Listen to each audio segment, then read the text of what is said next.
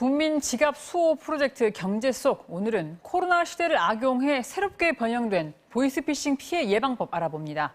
금융감독원의 중계차 나가 있습니다. 신상주 선임 안녕하십니까? 안녕하세요. 네, 안녕하세요.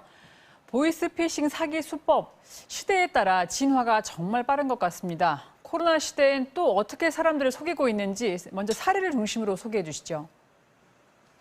네. 코로나로 인한 자금 압박 심리를 이용하는 대출 빙자형 보이스피싱 피해가 증가하고 있습니다. 자영업자들을 노려 저금리의 정부 지원 대출을 받으려면 이미 사용 중인 대출을 갚아야 한다고 속이면서 상한 자금을 가로채는 수법이 많습니다. 또 신용등급이 낮으니 신용등급을 올리려면 작업비가 필요하다며 돈을 편취하는 경우도 있습니다. 다른 피해 사례로는 가족, 직장, 동료 등 지인의 사칭에 접근한 뒤 마스크, 손 소독제를 싸게 대량으로 구매할 수 있다면서 급하게 돈 좀 빌려달라거나 개인정보를 요구하는 사기 수법도 있습니다. 실제로 보이스피싱 피해 금액은 해마다 늘고 있습니다. 2018년 4,400여 원에서 지난해 6,700여 원으로 50% 이상 증가했습니다. 사기범들은 이러한 사기 과정에서 피해자에게 원격 조종 앱, 전화 가로채기 앱 등 악성 앱 설치를 유도하는데요. 원격 조종 앱을 통해 피해자 몰래 피해자 명의의 계좌를 열어보기도 하고 피해자가 의심스러워 112나 금융감독원에 전화를 걸면 전화 가로채기 앱을 통해 본인이 경찰 혹은 금융감독원 직원인 것처럼 전화를 받기도 합니다. 네, 별별 수법이 다 있습니다. 사실 나는 이런 전화 받아도 안 속을 자신 있다고 생각하기 쉽습니다만 누구든 심지어 검사도 속았을 만큼 수법이 교묘하다고 하지 않습니까? 시청자들이 전화를 받았을 때 어떤 경우에 보이스피싱인지 의심해야 할까요? 몇 년 전처럼 자녀를 납치했다며 협박하거나 사투리를 쓰면서 접근하는 경우는 요즘은 거의 없습니다. 최근 보이스피싱은 대출을 해줄 테니 또는 신용등급을 상향시켜 준다면서 금융회사 직원인 것처럼 접근해 자금의 이체를 요구하는 경우가 많은데요. 이런 식이면 거의 100% 보이스피싱입니다. 또 검찰, 경찰에서 당신이 보이스피싱 대포통장이 열리셨다고 연락이 오면 99% 보이스피싱입니다. 만일 시청자분들께서 대포통장이 연루되셨다면 본인 명의의 통장이 지급정지되기 때문에 본인이 가장 먼저 알 수 있습니다. 네, 하지만 막상 전화를 받거나 금융 관련 정보가 들어가 있는 문자를 받으면 이게 보이스피싱인지 아닌지 헷갈릴 수 있잖아요. 어떻게 먼저 확인하고 또 대처하는 게 좋을까요? 만일 경찰이나 검찰 운운하면서 형사 입건이 됐다고 전화가 오면 공문을 보내라고 답한 뒤 바로 끊으라고 일선 경찰은 충고합니다.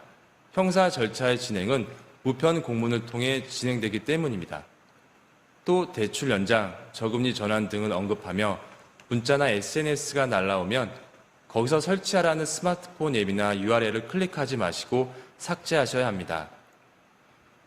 마지막으로 보이스피싱이 의심된다면 당사자에게 직접 확인하는 것이 필요합니다.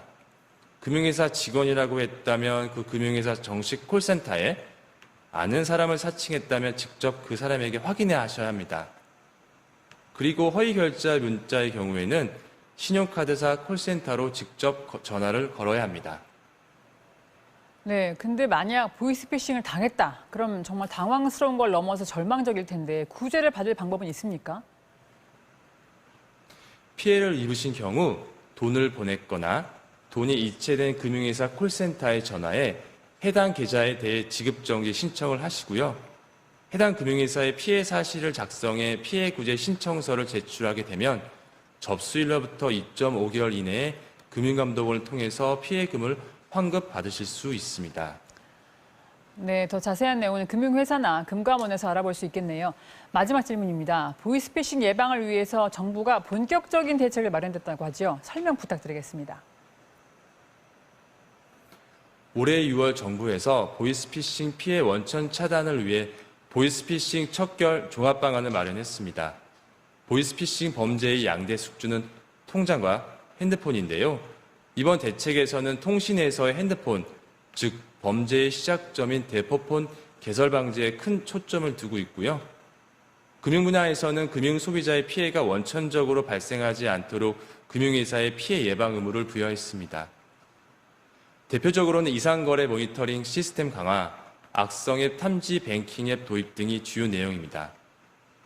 이렇게 정부에서는 다양한 대책을 마련하고 있지만 사기범들은 제도를 우회하면서 지속적으로 사기 수법을 진화, 고도화하고 있습니다. 그래서 마지막으로 시청자분들께 당부 말씀드리겠습니다. 금융사 또는 국가기관의 사칭의 개인정보 또는 자금의 이체를 요구한다면 무조건 거절하시고요. 문자 등을 통해 출처가 불분명한 앱 설치를 요구하는 경우에도 무조건 거절하시길 부탁드리겠습니다. 네, 일단 돈 보내라는 말만큼은 절대 따르지 말아야겠습니다. 이른 아침 좋은 정보 감사드립니다. 금융감독원 신상주 선임이었습니다. 감사합니다.